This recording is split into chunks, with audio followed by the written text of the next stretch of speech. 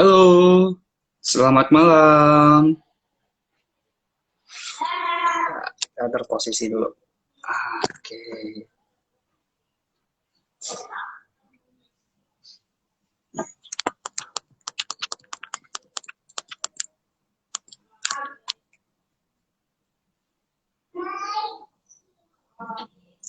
oke. Halo teman-teman semua.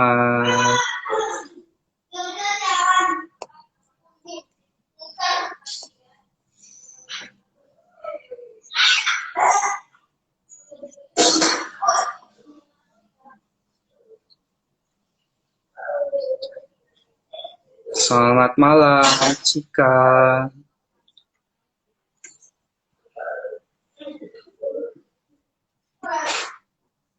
Oke,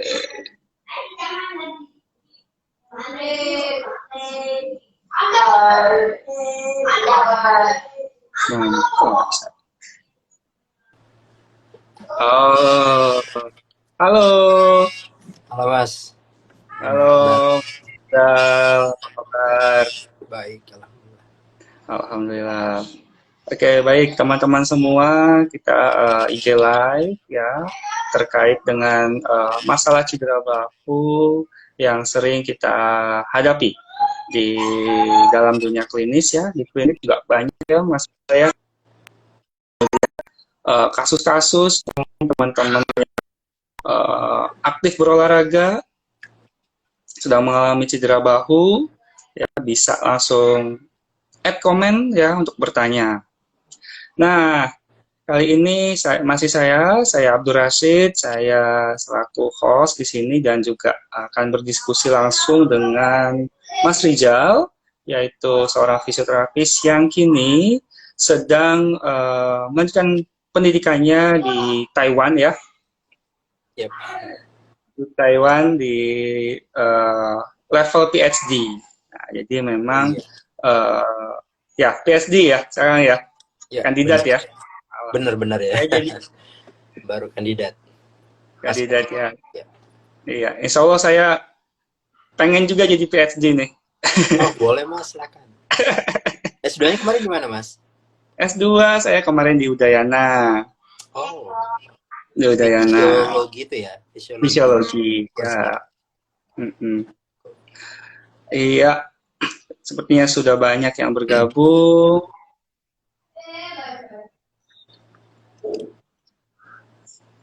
Di Taiwan sekarang jam berapa nih? Boleh tahu nggak? Di sini sudah 19.30. Berarti Beda beda, sejam. beda Satu sejam jam. ya? Oh, tapi secara jam waktunya berarti sama ya? Iya, benar. Ada yang lagi terapi bahu nih Kak. Wah, lagi terapi bahu. Oke. Ya, oke, baik teman-teman, saya coba bikin pin dulu. Hmm,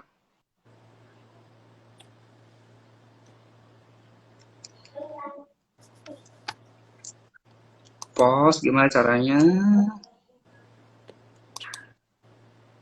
Kok nggak bisa ya? Gimana ya cara ngepinnya itu ya? Oke, pin comment. Oke, diskusi shoulder injury. Jadi teman-teman nanti bisa yang live bisa ikutan live dengan melihat tema yaitu diskusi tentang shoulder injury atau cedera bahu. Oke, baik, langsung aja ya Mas Rijal ya untuk mempersingkat waktu. Nah, jadi teman-teman semua pasti ada yang mengalami cedera bahu atau yang saat ini sedang mengalami cedera bahu atau yang pernah mengalami cedera bahu bisa bertanya-tanya di IG Live. Nah, ternyata banyak nih di lapangan dalam situasi klinisnya cedera bahu itu kadang-kadang suka muncul sendiri. Padahal dia sudah level ya sudah olahragawan yang sering melatih bahu, ya sebagai contoh cedera pada badminton lah, pada olahraga badminton. Padahal dia sudah mungkin ribuan kali dalam satu minggu tuh ribuan kali memukul kok ya menggunakan raketnya, tapi tetap mereka beresiko cedera bahu. Nah, mungkin kita diskusi langsung dengan Mas Rijal, apa sih faktor-faktor yang mempengaruhi terkait dengan masalah cedera bahu ini? Ya, Iya. ya. Jadi kalau kita cerita terkait dengan bahu itu memang bisa dikata salah satu problem buat muskuloskeletal yang mungkin kalau dibandingin LBP mungkin masih cenderung lebih banyak, dan tapi second position itu biasanya itu udah lebih cenderung ke bahu. Jadi kalau misalnya kita cerita terkait atlet atau masyarakat awam atau misalnya orang yang memang kerja di depan komputer like office worker, ya memang satu case yang paling sering muncul itu adalah bahu sebenarnya. Jadi kalau misalnya tadi ditanyain misalnya seorang atlet misalnya badminton for example. Jadi biasanya pemain badminton itu memang paling cenderung itu mengalami cedera pada area bahu. Jadi kebetulan kami 2 hari yang lalu kalau nggak salah 2 hari yang lalu kami menangani di sini satu atlet juara dunia Chao Tian Chao Tian Chen CTC yang dari Taiwan itu yang kemarin yang ngalahin Jonathan. Memang kita juga sempat diskusi ke dia kecenderungan di regio mana saja sih, di area mana saja yang sering mengalami cedera. Dan memang untuk badminton itu memang rata-rata di sekitar bahu, dan memang penyebabnya itu biasanya karena adanya radang, overuse dari overuse atau overstretch dari jaringan lunak terutama di rotator cuff. Jadi dari situ itu sebenarnya kalau misalnya kita tanya terkait apa sih penyebabnya, jadi kalau kita melihat penyebabnya itu bisa karena faktor usia, bisa juga karena faktor, juga ada beberapa literatur review yang mengatakan itu ya, karena faktor genetik juga. Tetapi saat ini kan yang namanya 2 faktor itu kan sebenarnya kita bisa prevent dari misalnya pencegahan yang kita bisa lakukan seperti itu. Jadi biasanya juga disebabkan karena mungkin adanya kurangnya pemanasan pada saat sebelum melakukan latihan. Jadi cenderungan kita kan melihat saat ini kebanyakan yang melakukan pemanasan itu biasanya dengan melakukan misalnya stretching for example. Padahal sebenarnya untuk beberapa literatur sebelumnya mengatakan bahwa sebenarnya stretching itu mungkin bisa, tetapi lebih diprioritaskan bagaimana melakukan gerakan aktif dulu sebelum melakukan stretching. Karena kan dibutuhkan pumping dari otot sebelum kita lakukan stretching. Karena kalau misalnya pagi tanpa ada kegiatan apapun terus tiba-tiba kita melakukan stretching, itu kan bisa saja mengindikasikan adanya overstretch juga pada jaringan lunak, misalnya ligamen, tendon atau otot. Jadi memang diperlukan gerakan-gerakan aktif yang bisa memicu sedikit pumping terhadap soft tissue, sehingga mengakibatkan vaskularisasi itu meningkat dulu sedikit sehingga fleksibilitasnya lebih bagus untuk dilakukan stretching. Sehingga pada saat dia sudah mulai latihan, apakah itu badminton, basket, volleyball, maka tingkat kecenderungan untuk mengalami cedera itu akan sangat minim. Tapi beda halnya kalau kita cerita dengan misalnya atlet nih yang sudah profesional. Jadi kan kalau misalnya atlet itu kita bisa kata tingkat aktivitasnya itu sangat-sangat tinggi. Dia membutuhkan loading yang sangat tinggi dibandingkan orang biasa, orang normal. Sehingga apa yang terjadi, ternyata setelah diskusi dengan profesor saya sendiri, ternyata yang sangat dianjurkan itu bagaimana seorang atlet itu tuh kalau bisa dia tingkatkan dia punya otot-otot stabilisasi dan diperkuat otot-otot yang superficial sebagai penggerak. Jadi kan kalau misalnya kita bagi dua nih Mas, pada prinsipnya tubuh ini kan ada superficial dan deep layer. Jadi ada lapisan atas, lapisan di permukaan dengan lapisan dalam. Jadi sebenarnya kalau kita cerita lapisan dalam itu adalah otot-otot yang berfungsi lebih fungsinya itu lebih mengarah ke menggerakkan sendi. Tetapi untuk yang otot bagian dalam itu lebih stabilitas. Jadi kalau misalnya kita mau meningkatkan tingkat flexibility bersamaan dengan power untuk sekumpulan otot tertentu, maka sebaiknya memang dianjurkan untuk melakukan eccentric exercise, even dengan aktif maupun dengan misalnya, tapi lebih direkomendasikan itu dengan strengthening dengan metode eccentric. Maka itu akan lebih sangat bagus hasilnya. Oh, wah. Jadi memang setiap olahragawan beresiko ya Yap. untuk cedera bahu ya. Terutama tadi yang juara dunia ya. Mhm. Ternyata Mas Rizal langsung bertemu langsung ya dengan juara dunia ya. Iya, langsung Sempat. alhamdulillah profesornya langsung suruh saya tangani beliau kemarin Wah, treatment ya. suatu kesempatan yang luar biasa itu. Iya, alhamdulillah. Makanya di Instagram saya itu ada foto saya sama si CTC itu, Chao Oh, Tianxian. iya, iya, iya, iya. Oh, menarik, menarik. Ya. Sorry, sebentar ya. Oke. Oke, jadi memang melatih apa namanya, meminimalisir resiko-resiko itu dengan cara melatih otot stabilisator ya, dengan cara eksentrik ya. Ternyata memang sampai sekarang menjadi idola masih Iya, ya, benar. masih idola untuk meningkatkan stabilisasi sendi. Jadi teman-teman semua ada yang mungkin ada fisioterapis atau pelatih fisik yang ikutan live di IG ini bisa membantu pasien atau kliennya untuk mencegah resiko cedera yaitu dengan melatih otot bahu secara eksentrik. Nah, dalam melatih otot bahu itu apakah ada spesifik misalnya start dari rotator cuff-nya dulu atau dari deltoid-nya dulu atau tidak ada standar yang khusus untuk melatih yang itu? Jadi gini, kita cerita dulu bahwa rotator cuff itu merupakan otot yang sangat tingkat kemungkinan cederanya itu sangat tinggi. Sedangkan deltoid merupakan otot yang hampir bisa dikata itu jarang terjadi cedera. Itu deltoid. Karena deltoid itu merupakan satu bagian otot superficial yang memang secara ukuran itu lebih lebar dan lebih tebal.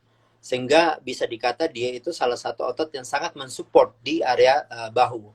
Sehingga karena kecenderungan rotator cuff itu lebih cenderung untuk mengalami cedera, maka sebaiknya sebaiknya kita lakukan lebih prioritas ke otot-otot rotator cuff dulu. Itu kalau misalnya dia memang kita cerita di bahu. Tetapi ada juga otot yang memang kecenderungannya sangat mempengaruhi terjadinya cedera dia tidak mengalami dia tidak cenderung mengalami cedera, tetapi bisa mengakibatkan terjadinya perubahan secara anatomikal pada area shoulder, yaitu contoh misalnya di otot pectoralis minor, di mana kecenderungan kalau misalnya dia kecenderungan misalnya main gadget.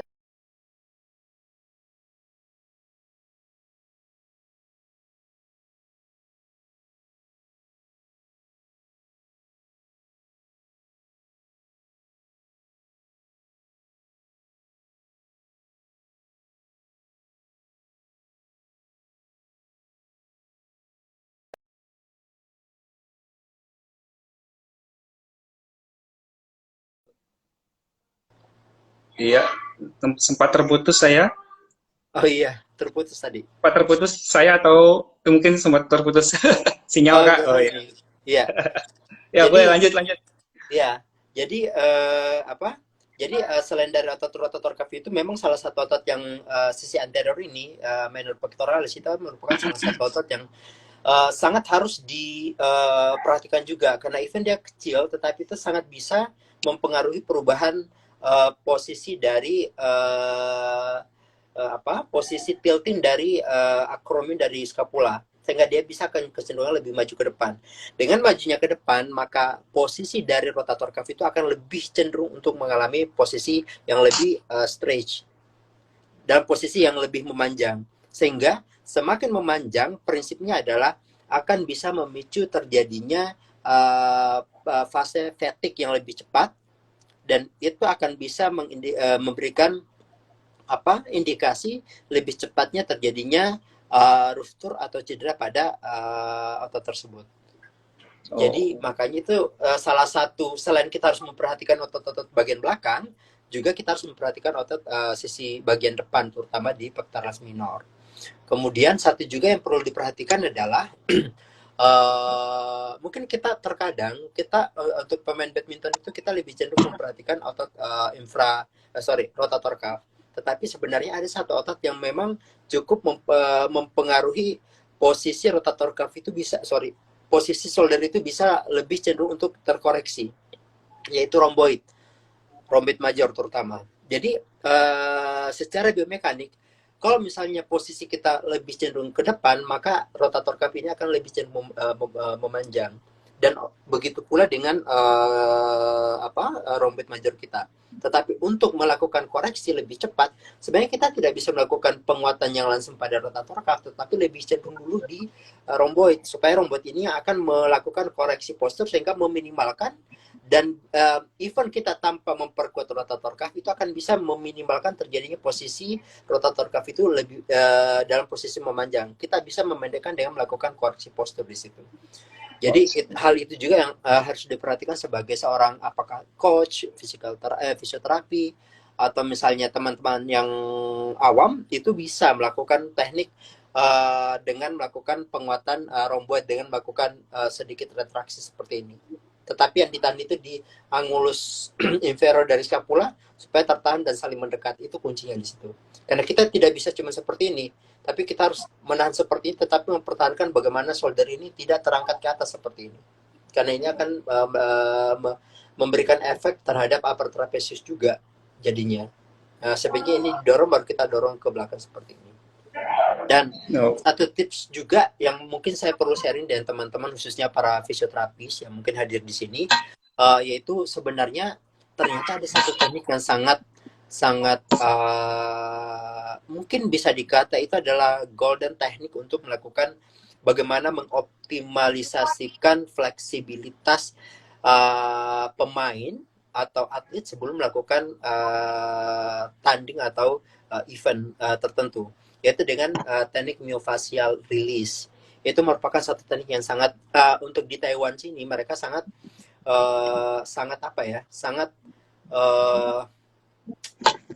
mengoptimalkan myofascial release dulu sebelum melakukan pertandingan yang sesungguhnya. Karena kenapa? Kan kita kecenderungan nih di pikiran kita itu kalau kita misalnya mau tanding misalnya, itu kan kita kecenderungan pengennya kita memperkuat supaya kuat nih, ya. Tetapi ternyata menurut beberapa literatur mengatakan bahwa ternyata dengan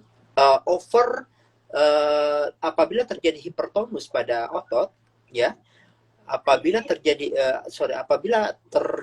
hipertonus pada otot, maka sebenarnya fleksibilitas dari otot tersebut itu akan berkurang. Sehingga apa yang dilakukan di sini adalah setelah melakukan penguatan strengthening, maka sebelum apakah sehari atau misalnya beberapa jam sebelum melakukan tanding itu mereka melakukan myofascial release, tetapi bukan maksimal dose, tetapi optimal dosis. Jadi dia cuma menurunkan tingkat tonus dari otot-otot yang mungkin akan berfungsi sangat dominan pada saat dia melakukan pertandingan tersebut. Jadi tergantung, kalau misalnya dia badminton, mungkin kita akan myofascial release di area misalnya supra infraspinatus, kemudian teres minor, kemudian di pectoralis minor, kemudian di ligamen coracoacromialis dan coracoclavicularis, dan beberapa otot lain lagi di area shoulder misalnya deltoid, seperti itu. Jadi itu yang harus dipegang konsepnya di situ. Itu bisa berlaku untuk semua jenis cabang olahraga. Ya, bisa diaplikasikan. Oh, jadi teman-teman semua, jadi memang kondisi bahu ini bisa disebabkan oleh perubahan postur ya, startnya ya. Startnya perubahan postur ya. Perubahan postur itu seperti yang dijelaskan tadi oleh Mas Rizal, yaitu posisi bahu kita maju ke depan. Banyak itu tidak disadari lah posisi itu sebenarnya. Ya. Nah, itu bisa menyebabkan skapula atau apa ya bahasa Indonesia ya, skapula itu ya. Tulang belikat ya. Iya, skapula, tulang belikat. Belikat ya. Belikat kita tuh berubah posisi lah. Iya, dia Pulau lebih otot cenderung yang ke depan ke nanti. depan. Agak sedikit ke depan. Nah, itu sangat dipengaruhi oleh otot-otot di bagian dada, yaitu pectoralis, dan lemahnya otot romboid, yaitu penahan dari tulang belikat kita. Nah, Ya, biasanya kalau area belikat itu orang suka ngeluh apa ya, linu-linu di punggung. Nah, itu ada area-area ya, iya, iya, area-area iya. yang Ya, itu eh, otot belikat otot romboid, otot ya romboid. Nah, terus. area-area itulah. Jadi, dan saya sangat apa ya, punya dapat insight baru, justru harus diberikan myofascial release ya, konsepnya ya, myofascial release pada otot-otot rotator, tapi yang bukan yang melemaskan sekali, tapi cukup Bukan. menurunkan tonusnya saja ya, untuk Betul. mempersiapkan bahwa kalau pada atlet badminton tuh harus siap supaya bisa bergerak dengan optimal tujuannya gitu ya. Ya, ya. Supaya lebih cepat kan, badminton kan dibutuhkan kecepatan juga sebenarnya. Bukan Oke. cuma power, tetapi fleksibilitas dan speed itu harus dibutuhkan pada saat melakukan permainan tersebut. Jadi Oh, jadi sebenarnya Mas, ya, berdampak pada refleks ya nanti ya, refleks ya, iya, respon ya, iya, iya. respon ya. Oh, oke, oke, oke. Sangat menarik. Menarik sekali. Mungkin saya nanti next ya harus berdiskusi lebih dekat, lebih jauh nih dengan Mas Rijal nih. Ya, Oke. Nah, itu kita tadi sudah dapat input atau dapat penjelasan baru terkait masalah cedera bahu yang diakibatkan berbagai faktor ya, bisa disebabkan oleh karena adanya uh, perubahan postur.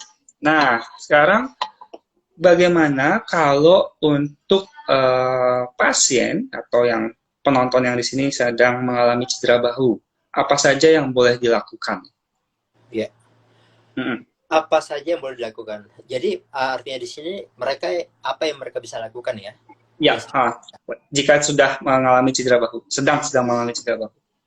Jadi kan cedera bahu kan sebenarnya ini salah satu fenomena yang uh, bisa ada kejadian yang direct trauma itu akan bisa memicu misalnya masih terjadinya inflamasi, nyeri hebat kayak gitu. Jadi kan kalau misalnya kita katakan apa yang bisa dilakukan, ya pastinya kalau dulunya kan kita identik kalau misalnya 1 kali 24 jam itu kita langsung memberikan ice compress ya. Tetapi beberapa artikel yang terbaru mengatakan sebenarnya kita tidak perlu memberikan ice compress karena itu merupakan proses fisiologis yang terjadi pada jaringan di mana inflamasi yang terjadi itu adalah untuk upaya jaringan untuk membatasi area yang mengalami cedera tersebut. Nanti misalnya setelah 1 kali 24 jam itu baru bisa diberikan kalau misalnya inflamasinya berkelanjutan. Uh, Terus tapi kalau misalnya respon tubuh kita bagus itu sebenarnya 1 kali 24 jam itu nyeri itu akan bisa terkontrol oleh sistem imun kita sendiri.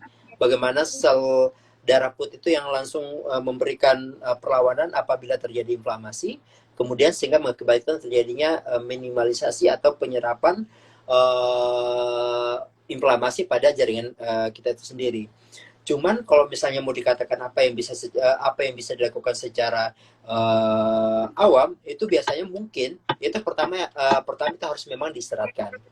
Karena kalau jaringannya mengalami inflamasi, jangan sampai kita memberikan tambahan beban atau tambahan pergerakan yang sifatnya aktif. Kalau memang harus misalnya dibutuhkan satu gerakan misalnya di daerah bahu terus tapi kita tetap masih butuh misalnya ngerjain tugas. Jadi kita berikan support misalnya splinting atau misalnya memberikan elastis bandage untuk mensupport bagaimana bahu kita tidak terlalu menerima loading yang cukup tinggi dari aktivitas kita itu sendiri. Itu yang pertama. Terus yang kedua, kalau misalnya cedera mungkin karena terjadinya malam misalnya dan itu nyerinya hebat sekali, mungkin ya memang dianjurkan mengkonsumsi analgesik dulu seperti itu. Dan terkadang kan kita kebiasaan di Indonesia kan kalau misalnya sakit kita biasanya menggunakan balsam atau minyak urut seperti itu. Sebenarnya karena itu memberikan efek peningkatan temperatur yang bisa meningkatkan vaskularisasi dan bisa meningkatkan inflamasi yang terjadi pada jaringan tersebut, maka sebaiknya itu dihindari dulu. Mungkin setelah 1 kali 24 jam baru bisa dilakukan seperti itu. Terus ada juga satu literatur yang mengatakan ternyata untuk apabila dia trauma akut, kita bisa saja memberikan ice compress, tetapi dengan teknik jangan sampai terjadi adaptasi pada temperatur yang kita berikan. Jadi contoh misalnya bau saya cedera, terus kita berikan kompres, dan sebaiknya itu kompresnya itu nggak perlu sampai 10 menit, langsung 10 menit. Karena ternyata ice kalau kita pegang, jadi mungkin nanti bisa dicoba di rumah masing-masing, ambil ice di kulkas kemudian dipegang itu sampai 5 menit saja, itu sebenarnya kalau kita buka itu tangan kita yang tadinya pucat itu akan bisa merah kembali. Artinya memang ice kalau misalnya berlebihan waktu timingnya itu malah bisa meningkatkan vaskularisasi juga. Karena itu kan hukum tubuh pada saat dia menerima temperatur dingin yang berlebihan, maka dia akan temperaturnya meningkat dari dalam. Itu kan respon tubuh sebenarnya. Jadi teknik yang dimunculkan di artikel tersebut itu dia mengatakan Anda bisa mengkompres sekitar 2 atau 3 menit, kemudian dilepas dulu sekitar 1-2 menit. Kemudian kita kompres lagi 2-3 menit, kemudian kita lepas lagi 1-2 menit. Kemudian kita kompres terakhirnya 2-3 menit, baru kita lepas selamanya. Jadi itu teknik kompres supaya tidak mengakibatkan terjadinya adaptasi terhadap temperatur yang diberikan yang ditimbulkan oleh es batu terhadap tubuh kita. Jadi selain itu juga mungkin terkadang kalau misalnya bahu ini mengalami cedera, itu kan terkadang kita ini masih kadang misalnya anak sekolahan misalnya, atau misalnya orang kantornya masih menggunakan tas punggung kayak gitu. Jadi sebaiknya itu dihindari dulu, karena loading pembebanan seperti itu akan bisa memicu terjadinya kontraksi, dan ya di mana kontraksi itu akan bisa memicu vaskularisasi, dan vaskularisasi itu yang bisa meningkatkan kecenderungan tingkat inflamasi itu masih lebih meningkat lagi. Ya, saya kira seperti itu yang perlu dilakukan. Ya.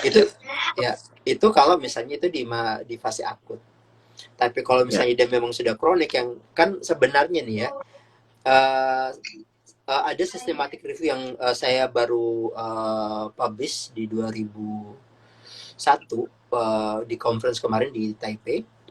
Itu ternyata penyebab seseorang mengalami mengalami gangguan postur pada bahu itu dikarenakan lebih utama itu adalah terlalu pada seseorang yang menggunakan gadget yang lebih dari 4-8 jam per hari. Jadi dengan 4-8 jam per hari itu sebenarnya itu sudah bisa memicu terjadinya gangguan postur pada bahu kita. Dan saya buktikan di pilot project saya di tahun 2022 kemarin, sebelum saya libur, sebelum summer vacation, saya di situ melakukan pilot project di mana semua mahasiswa fisioterapi yang ada di sini itu kita lakukan pemeriksaan acromion to table distance. Jadi kita mengukur ada tidak rounded shoulder pada mahasiswa. Yang kecenderungan kan mahasiswa itu kalau nggak di depan komputer pasti dia main handphone atau iPad.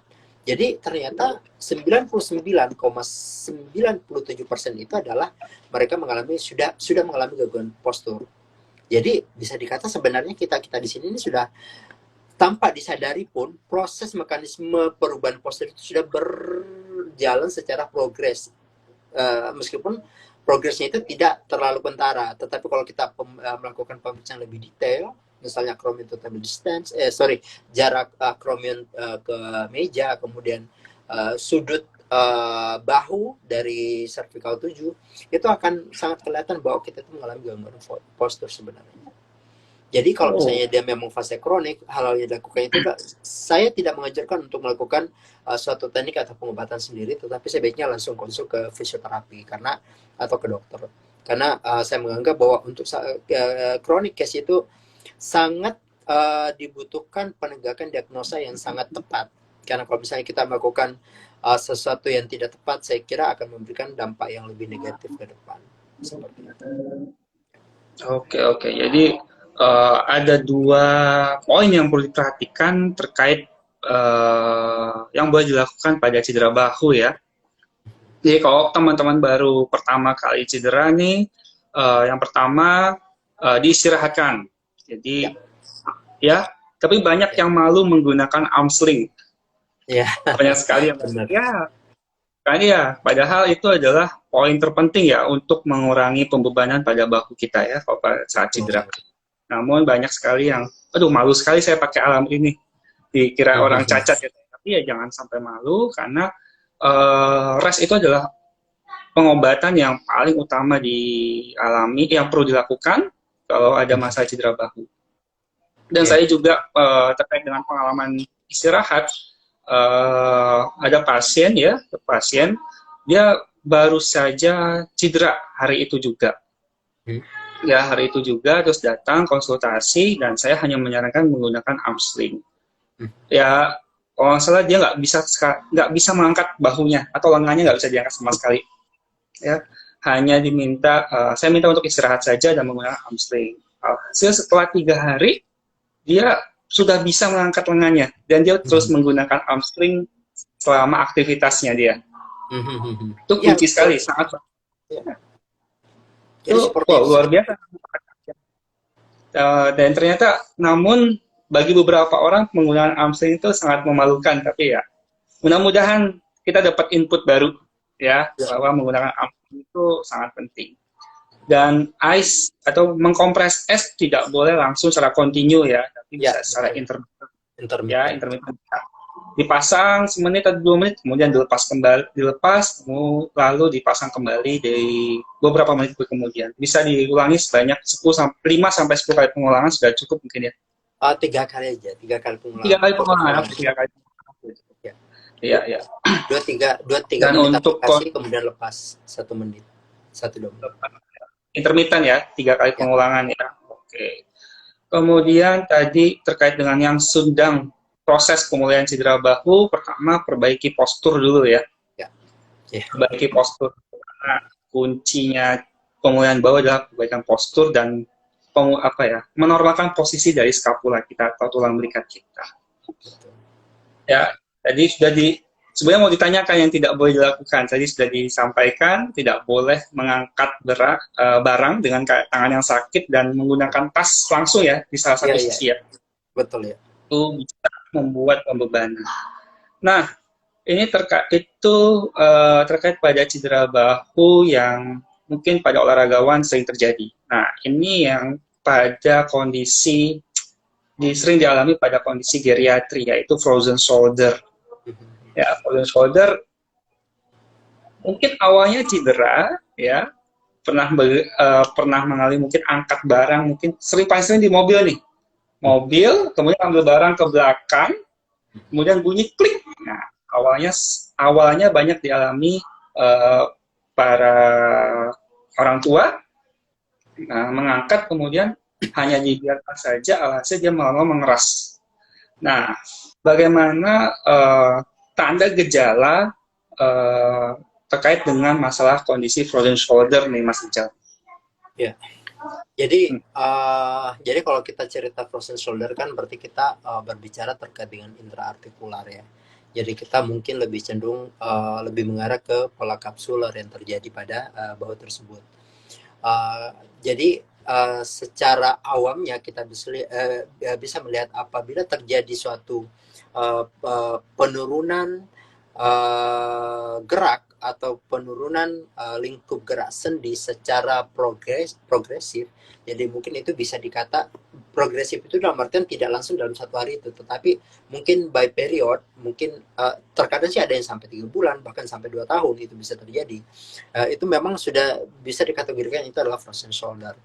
Tetapi kalau misalnya dia karena faktor mungkin trauma, ada riwayat trauma, kemudian dia mengalami keterbatasan sendi yang tiba-tiba secara cepat, itu bisa kita katakan bahwa itu mungkin bukan dalam kategori frozen shoulder. Tetapi ada juga sih sebenarnya yang misalnya karena adanya gangguan metabolik pada seseorang, terutama orang tua, misalnya asam uratnya mungkin agak lebih tinggi sehingga mengakibatkan ada reaksi inflamasi di dalam sendi, kemudian dia tidak bisa bergerak, itu juga saya sih masih mengatakan itu masih kategori frozen shoulder karena kaitannya dengan sendi kapsul, amin. Jadi Jadi kalau misalnya kita melihat gejala seperti itu, artinya apabila keterbatasan itu secara bertahap dan itu progres berkelanjutan dalam satu periode tertentu dan memunculkan adanya pola kapsular pada pasien tersebut, maka itulah dikatakan frozen shoulder. Dan tipikal nyerinya itu kita terkadang agak ambigu dengan pola nyeri yang kadang berubah-ubah ya. Dan untuk melihat kecenderungan itu, maka mungkin biasanya untuk yang lebih simpelnya, pemeriksaan yang kita bisa lakukan itu dengan mungkin hanya suruh mengangkat ke atas dan kita menanyakan kira-kira area nyerinya itu di bagian mana. Dan biasanya kecenderungan pasien itu akan memberikan respon kok nyerinya agak di dalam gitu. Karena kalau misalnya dia adalah jaring lunak, misalnya rotator cuff, dia akan secara langsung ini kayaknya sakitnya di bagian luar, kemudian di sisi bahu, bisa di terutama di bagian lateral bahu. Itu kan biasanya di sisi area tendon dari rotator cuff tersebut, bisa supra, infra atau teres minor. Tetapi kalau misalnya kita bercerita capsulitis adhesif atau frozen shoulder, maka sebenarnya ini sedikit apa ya, untuk menegakkan titik nyerinya itu agak lebih susah karena pertama nyerinya itu akan lebih dalam dan malah kadang berubah-ubah. Jadi contoh jadi patronnya untuk setiap orang itu kadang tidak sama karena ada yang kecenderungan frozen shoulder yang lebih cenderung tidak boleh angkat ke atas tangannya, atau ada juga yang lebih cenderung tidak bisa melakukan eksorotasi. Ya, karena kalau misalnya kita cerita pola kapsular, exo lebih terbatas daripada flex exo abduction. Exo lebih terbatas daripada abduksi lebih terbatas daripada flex endorotasi. Fleksi, sorry. Sehingga pada saat kita memeriksakan kondisi seperti itu, jadi pola setiap orang itu akan berbeda sebenarnya, tergantung sisi bagian mana pola kapsular yang mengalami adhesif, perlengketan. Jadi kalau misalnya dia gerakan fleksi misalnya, jadi kecenderungan kalau dia mengalami keterbatasan, jadi otomatis kita anggap bahwa di bagian inferior kapsul itu mengalami adhesif di situ. Tetapi kalau dia kecenderungan tidak bisa melakukan fleksi, eksorotasi, maka berarti kita bisa indikasikan bahwa dia cenderung di kapsul di sisi anterior dari pasien tersebut. Jadi bisa dikatakan itu sebenarnya agak berbeda simptom yang bisa dimunculkan dari setiap pasien yang mengalami frozen shoulder. Ya. Tetapi sangat bisa membedakan dengan tipikal nyeri yang muncul pada pasien antara frozen shoulder dengan kasus yang misalnya soft tissue injury, terutama di area, terutama di bagian otot atau ligamen dari shoulder tersebut. Itu yang sangat memudahkan kita untuk mengindikasikan kita frozen shoulder atau itu adalah strain pada soft tissue pada region shoulder, seperti itu. Oh, wow, menarik sekali, menarik. Ya memang frozen shoulder ini kompleks ya. Kadang nyerinya berubah-ubah. Betul, saya setuju sekali. Banyak case di klinis ya, frozen shoulder kadang nyerinya di depan, di samping, ya, bahkan ada di bawah lengan ya, di tengah-tengah lengan, ya, di tengah-tengah lengan. Dan pasien selalu berfokus, ini loh sakit saya di sini ya gitu. Ini nih yang kadang kita agak istilahnya apa itu ya, ditipu kali ya sama simptom yang dimunculkan oleh pasien secara subjektif. Jadi sebenarnya kuncinya begini, bagi teman-teman fisioterapi yang ada di sini, nanti kalau misalnya kalian mengalami ada case pada area shoulder nyeri apapun, itu kalau misalnya kita contoh di rotator cuff, kan kita kan andalan kita itu memberikan kinesia taping ya. Kadang kan kita memberikan kinesia taping untuk support supaya pergerakannya lebih meminimalkan terjadinya active loading pada otot yang kita ingin yang kita anggap cedera dan ingin kita mempercepat healing prosesnya. Jadi prinsipnya adalah satu otot yang paling besar, deltoid di area bahu ini bisa diindikasikan itu paling sangat jarang terjadinya cedera. Sehingga kenapa pada saat terjadi gangguan pada bahu tetapi selalu memunculkan nyeri di tendon dari deltoid tersebut. Karena ternyata apabila jaringan sekitar bahu ini mengalami cedera, Maka sebenarnya yang paling mensupport untuk menggantikan fungsi otot tersebut itu adalah deltoid.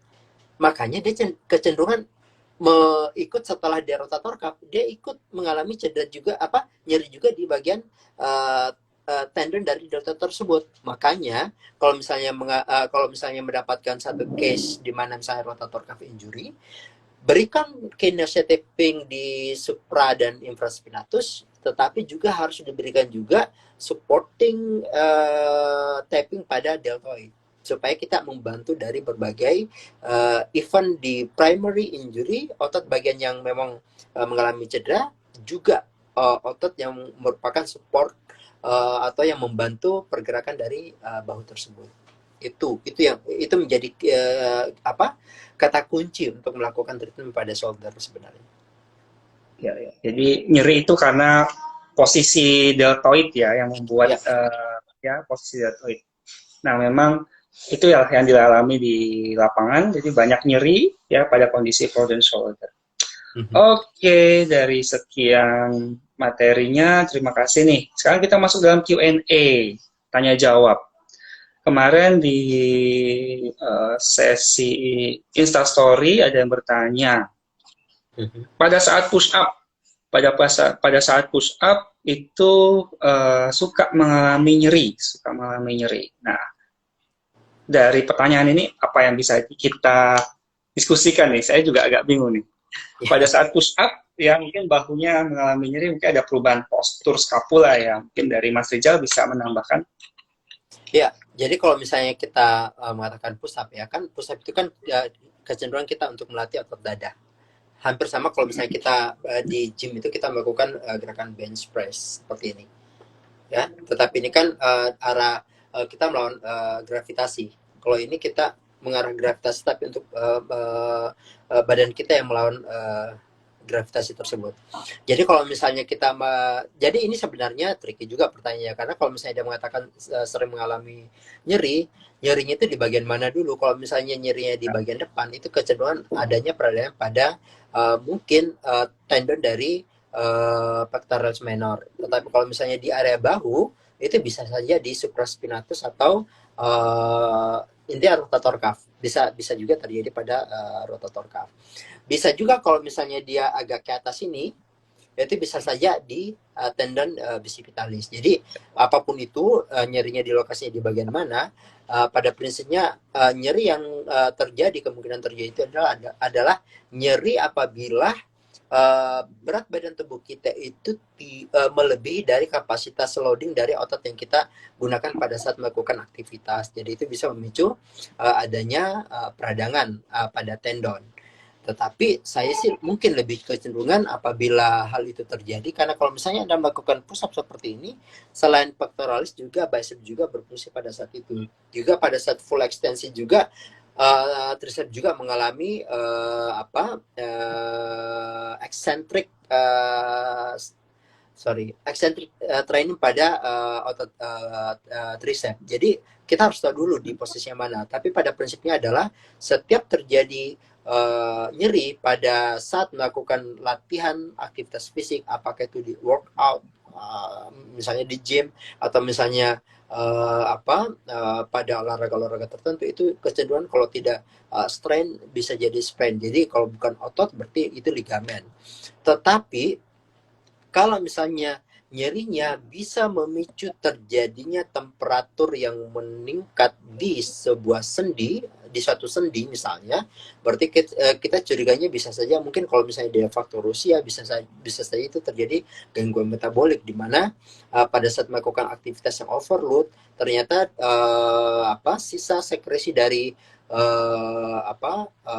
pelepasan energi itu terakumulasi di sendi dan bisa memicu meningkatnya radang atau peningkatan di sendi. Bisa juga dikarenakan adanya peningkatan asam urat tersebut yang paling sering terjadi pada orang tua.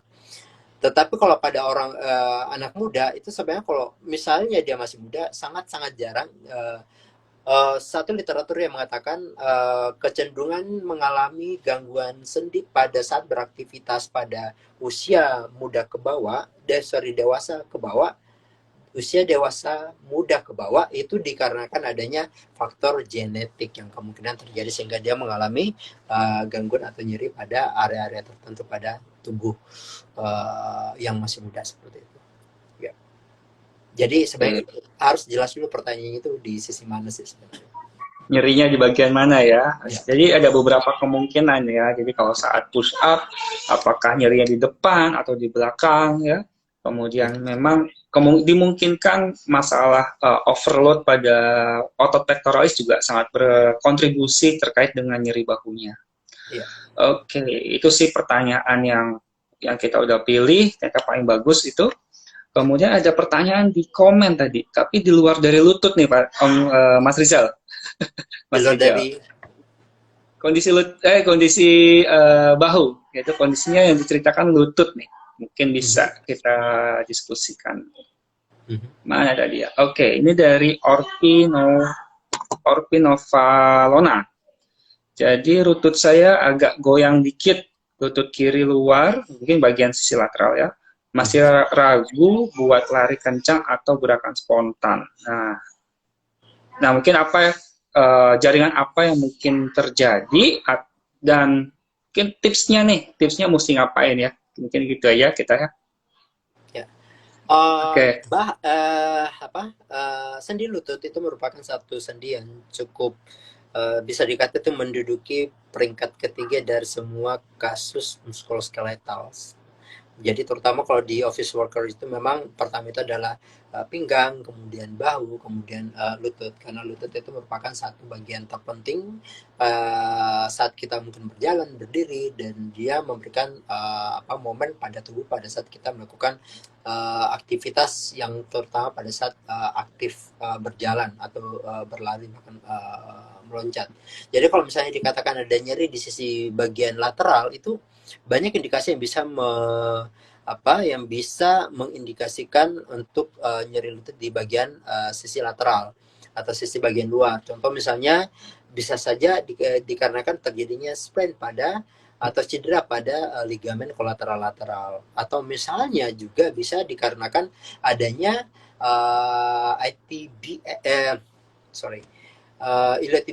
iliotibial band syndrome itu bisa terjadi pada saat, terutama dia mengatakan tadi pada saat dia berlari. Jadi iliotibial band syndrome itu merupakan satu case yang sangat kecenderungan terjadi pada runners atau pelari, apakah jogging atau yang profesional bahkan maraton. Tetapi ciri khasnya adalah pada saat dia untuk jongkok ke bawah itu akan mengalami limitasi yang sangat hebat. Kalau dia itu adalah iliotibial band syndrome. Tetapi kalau misalnya dia mengalami cedera di agak sedikit dari jadi kalau misalnya dia di sisi bawah lagi dari iliotibial band syndrome itu dan sedikit agak ke atas itu bisa saja mungkin di bagian sisi dalam dari berarti bisa kita mengindikasikan bisa saja terjadi pada ACL dari pada pelari tersebut atau pasien tersebut.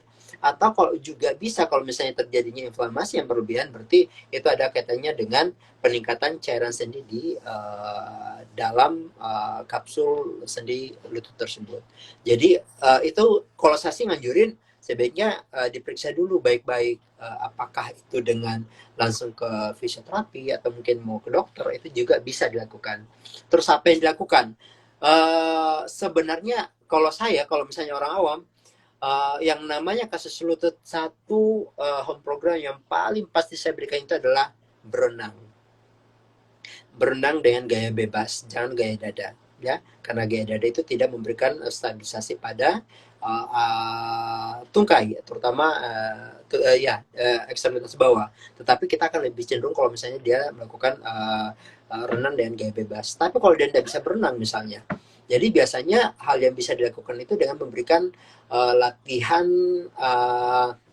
isometrik dengan misalnya misalnya ini kakinya, kemudian kita berikan kayak misalnya handuk, kemudian kita gulung sedikit, kemudian kita taruh di bawah lutut tersebut, kemudian kita suruh tekan ke bawah, kemudian ini ditarik ke atas, ankle-nya, kakinya ditarik ke atas dan tahan sekitar 8 detik, itu untuk memberikan menstimulasi stabilisasi sendi lutut tersebut. Tetapi kalau tidak terjadi inflamasi, maka sebaiknya langsung melakukan latihan-latihan eksentrik untuk meningkatkan untuk meningkatkan percepatan stabilisasi dan penguatan pada otot-otot di sekitar knee joint tersebut. Saya kira itu kayaknya untuk orang awam sebaiknya tidak dilakukan. Ya, ya, ya. Jadi untuk mengatasinya dimungkinkan kalau dia lari memang ATP friction syndrome ya dimungkinkan. Ya, Iya, namun bisa saja jaringan lain iya. dan perlu pemeriksaan lanjut ya. Jadi siapa? Ovia, ya, Ovia, Ovi. Oke. Kemudian ada pertanyaan nih. Nah, ini mulai terkait dengan bahu. Gak tahu siapa ya? 7. Oke. Saya sudah cedera bahu kurang lebih 5 bulan saat melakukan smash dan atau service saat bola voli. Nah, saat smash dan service itu rasa sakitnya sangat parah. Berarti hanya pada saat service saja. Dan kadang-kadang nyerinya di depan dan bahkan di bawah ketiak. Wah, mungkin kan masalahnya agak agak susah nih di bawah ketiak ya. Apa namanya subscapula Ya. atau ada instability bahu. Mungkin dari Mas Rijal seperti apa? Kalau misalnya ini kayaknya ada satu case juga di sini hampir mirip. Kemarin saya sempat tangani salah satu atlet volleyball di sini, tetapi dia tidak sisi depan, tetapi dia memang agak di bawah sini, di bawah ketiak. Itu kan ada ototnya namanya subscapularis kan. Itu biasanya memang mengalami apabila terjadi over overuse pada saat melakukan smash itu dia akan membantu memberikan momentum pada bahu melalui pergerakan dari scapula untuk melakukan gerakan yang kuat pada saat dia melakukan smash. Jadi hanya memang biasanya itu terjadi pada saat dia melakukan gerakan smash tersebut. Tetapi kalau dia diam seperti ini, dia tidak akan merasakan apapun karena memang posisi otot tersebut itu dalam posisi yang saling memendek. Jadi sebenarnya ini juga nih yang teman-teman fisioterapi yang harus dipahami pada saat menangani kasus-kasus muskuloskeletal, apakah itu otot atau ligamen, terutama pada prinsipnya adalah untuk mempercepat suatu proses pada jaring lunak itu sebaiknya kita memberikan memfasilitasi bagaimana jaring tersebut itu dalam posisi yang saling mendekati. Kalau misalnya dia ruptur ya, saling mendekati. Jadi kalau misalnya dia sendi kecil misalnya atau sendi ankle misalnya, itu kita harus lakukan bagaimana kita memfasilitasi supaya dia lebih dekat satu sama yang lain. Dua tulang untuk memperpendek jarak ligamen tersebut. Sehingga apa yang terjadi, maka proses percepatan healingnya itu akan lebih cepat. Jadi sama dengan hal ini, apabila terjadi gerakan smash pada saat dia pada saat dia main volley dan dia melakukan smash dan ternyata itu sakit di bagian ketiak bawah, itu saya curiga itu adalah subscapularis muscle. Jadi biasanya itu harus memang pertama memang harus diistirahatkan, kemudian kalau misalnya dia kronik itu sebaiknya kita harus mencari myofascial trigger point, karena kalau misalnya dia kronik dari ruptur awalnya kemudian karena repetitive injury, maka itu bisa memicu terjadinya fibromialgia.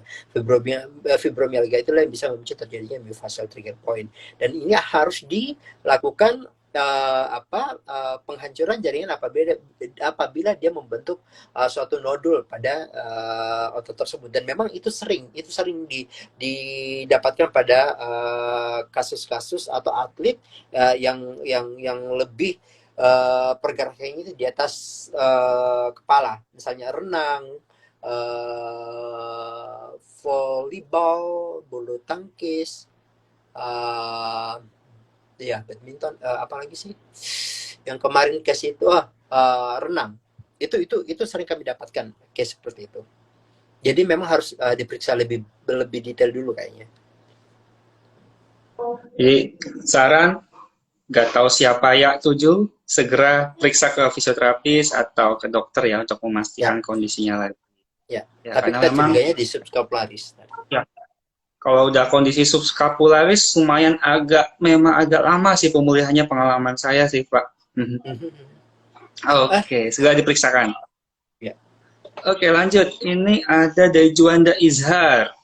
Bahu saya nggak nyeri, tapi hanya bunyi-bunyi, klik-klik-klik kalau digerakin. Jadi mungkin krepitasi itu bahaya atau enggak, apa nyembuhinya gimana atau bisa disembuhkan. Nah, memang kalau udah bunyi klik-klik, saya curiga sudah ada artritis atau ada bahu yang kendur ya. Kalau saya sih curiganya ke sana. Mungkin kalau Mas Rizal bagaimana nih? Ya, sepakat. Kalau misalnya terjadi bunyi clicking pada suatu sendi, bukan saja bahu, itu sering terjadi pada area pelvic juga. Juga sering terjadi pada ankle juga. Jadi sebenarnya itu apabila terjadi bunyi itu kan kita indikasikan itu ada dua kemungkinan yang terjadi. Pertama itu adalah space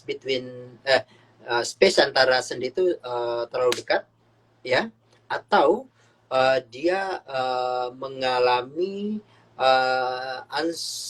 ketidakstabilan sendi. Jadi dikarenakan adanya otot atau ligamen, ini kebanyakan sih sebenarnya ligamen sebenarnya yang bermain. Ligamennya itu pernah overuse sehingga fase penyembuhannya itu sangat susah. Ingat, itu akan sangat susah. Tetapi kami ada beberapa case kemarin di sini. Kemarin saya ada atlet badminton yang dia sering bunyi. Kalau dia kasih begini, sorry, saya harus perlihatkan. Kalau dia misalnya gerakannya seperti ini, maka itu kami tak, tak, tak, tak, tak, seperti itu. Dan kita memberikan leukotape. Leukotape itu tujuannya saya katakan tadi untuk mempercepat healing proses pada jaringan, terutama ligamen. Itu sebenarnya kita upayakan kita fasilitasi untuk sedekat mungkin. Dan ternyata dengan teknik leukotape itu baru saya pelajari juga di sini. Ternyata itu bisa mempercepat healing dari ligamen yang mengalami overstretch, sehingga kita upayakan dia secara fisiologis dia akan apa istilahnya itu melakukan adaptasi dengan panjang yang harusnya sesuai dengan jarak yang sewajarnya, tetapi harus saling didekatkan. Jadi kami kemarin memberikan leukotape di daerah acromiohumeral joint. Kemudian kita tetap bantu dengan kinesiotaping juga. Jadi ada tekniknya yang kita bisa berikan di situ. Dan ternyata setelah, kalau nggak salah kemarin 6 kali treatment, itu bunyi popnya itu berkurang sampai 70%. Ini mungkin minggu depan dia akan ketemu lagi dengan kami. Tapi untuk mau dilakukan secara mandiri, secara awam, itu sangat nggak mungkin kayaknya. Harus memang diberikan kepada yang ahlinya. Gitu, misalnya fisioterapi untuk memberikan suatu teknik leukotape, atau kalau misalnya dia karena faktor stabilisasi sendi yang terganggu, maka yaitu saya katakan tadi bahwa otot-otot bagian dalam yang deep layer itu harus memang diperkuat. Itu kuncinya di situ ya. Kalau yang mau tanya, yang leukotape itu yang tape yang rigid itu ya, yang warna coklat. Yap. Oh, rigid. Oke. Mungkin nextnya saya harus banyak belajar nih. Waduh, pengalamannya luar biasa. Kita kalau udah ke Indonesia harus diskusi ini. Oke. Ya, makanya. Oke, kita lanjut ya. Boleh. Lanjut ya. Ini ada lagi bertanya nih, banyak nih. Cika, izin bertanya Pak, home program yang bisa fisioterapis berikan pada lansia yang mengalami frozen shoulder. Nah, home programnya apa ini? Ya. Kalau Mas Rizal dulu deh. Kalau misalnya mau jawab Mas, silakan.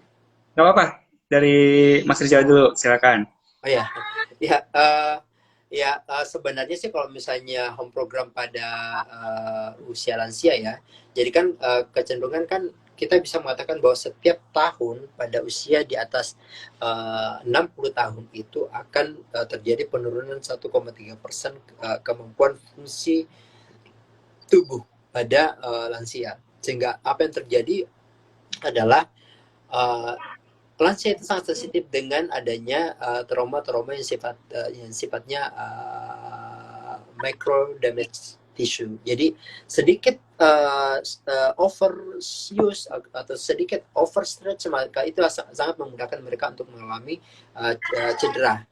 Jadi sebenarnya kalau untuk lansia itu sebenarnya sangat kalau misalnya kita berbicara secara literatur ya, kecenderungannya lansia itu kita hidroterapi itu sangat direkomendasikan untuk para lansia. Tetapi kan tidak setiap orang mempunyai misalnya kolam renang, tidak semua orang tua juga berani untuk masuk ke dalam air tanpa ada pengawasan. Jadi kecenderungan kita bisa memberikan latihan-latihan yang misalnya kita suruh untuk dia melakukan gerakan yang di depan tembok, kemudian dia melakukan gerakan seperti ini dengan tanpa memberikan force. Ingat, orang tua jangan diberikan force, passive force, karena itu saya katakan tadi dia sangat sensitif mengalami terjadinya cedera. Sehingga kalau misalnya kita berikan latihan, memberikan latihan itu adalah memberikan suatu latihan sesuai dengan kemampuannya tanpa memberikan force yang berlebihan. Kemudian yang kedua, bisa juga misalnya untuk memberikan sedikit efek relaksasi terhadap orang tua itu ya kita bisa memberikan misalnya kompres air hangat pada pada orang tua mungkin sekitar 5 sampai 10 menit. Kemudian upayakan orang tua itu harus bergerak. Jangan membiarkan orang tua kita kebanyakan tidur daripada aktivitasnya, tetapi ingat aktivitasnya itu harus aman.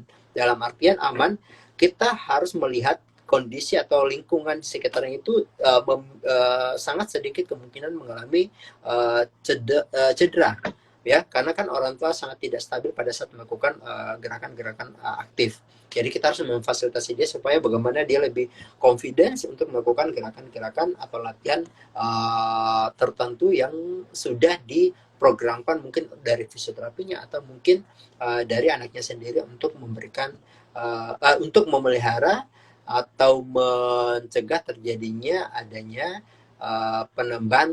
penurunan kapasitas fisik, seperti misalnya penurunan kekuatan atau misalnya penurunan lingkup gerak sendi, atau mungkin juga bisa memberikan aktivitas itu ditujukan untuk meningkatkan vaskularisasi secara aktif, ya. Jadi orang tua itu tidak dianjurkan untuk terlalu banyak istirahat, tetapi sebaiknya difasilitasi dengan memberikan dengan menjamin keamanan sekitar lingkungannya mereka supaya mereka confidence untuk bergerak. Itu yang paling diutamakan sih sebenarnya untuk orang tua. Ya, saya sangat setuju sekali tuh. Memang kondisi frozen shoulder jangan sampai pasiennya itu hanya diam saja. Ya, saya sangat setuju. Ya, memang pendekatan stretching secara gentle atau secara gentle itu apa ya? Tidak memaksa, tetapi sesuai dengan kemampuan pasiennya pun itu perlu dilakukan. Nah, kalau saya senangnya memberikan stretching, tapi yang posisi child pose, ya. Tapi ya dia kayak mulai merangkak pelan-pelan itu juga pasiennya pun tidak memaksa. Kalau di tembok tuh kan dorong-dorong suka agak susah. Ya, saya senang memberikan stretching dalam posisi child pose.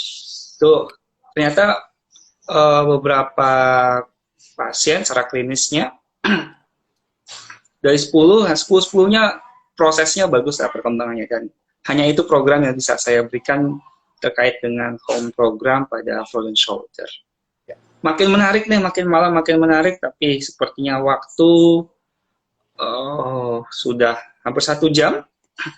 Ya, mungkin bisa yang mau bertanya langsung, ya mungkin ada fisioterapis yang bertanya langsung, bisa langsung DM IG-nya Mas Rijal, boleh? Iya, boleh. Ya, Mas Rijal. Ada mungkin Buddha Kurniantara, mohon maaf, bisa langsung ditanyakan ke Mas Rijal, DM. Kemudian ada tadi siapa lagi? Cederanya nyeri bahu pada stroke, ya ini kalau nggak salah pertanyaannya terakhir. Namun sepertinya harus dibahas melalui DM oleh Mas Rijal, ya langsung saja nanti 4 adenan langsung ditanyakan kepada Mas Rijal, atau bisa langsung tanya ke arah fisio dan Mas Rijal dan bisa membantunya. Oke. Luar biasa Mas Rijal, saya dapat insight baru terkait dengan cedera bahu. karena memang cedera bahu lumayan banyak di area fisio ditangani juga, dan eh, dengan diskusi ini saya juga jadi punya apa ya, wawasan baru. Nah, itu aja sepertinya dari kita ya, bisa berdiskusi di malam hari ini. Kurang lebihnya mohon maaf teman-teman semua. Kita lanjut, mungkin nanti kita bisa, kalau masih jadi Indonesia, sudah pulang, kita bisa langsung berdiskusi langsung, atau kita mengadakan workshop khusus bahu nextnya ya. Itu penting banget ya. Ya kemarin itu sempat pulang tuh waktu Juni Ah, kemarin. Itu sempat ah, ngisi guest lecture di UI, UPN sama Unhas. Terus ah, sebenarnya rencana mau kemarin ngadain pelatihan workshop buat ultrasonografi. Karena kami memang mm, riset saya itu katanya ultrasonografi sebenarnya.